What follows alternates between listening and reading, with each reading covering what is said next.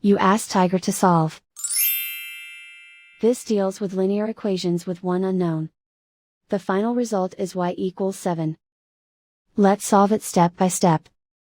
Simplify the expression. Group like terms. Simplify the arithmetic. Swap sides.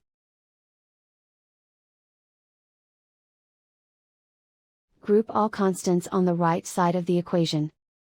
Subtract 9 from both sides. Simplify the arithmetic.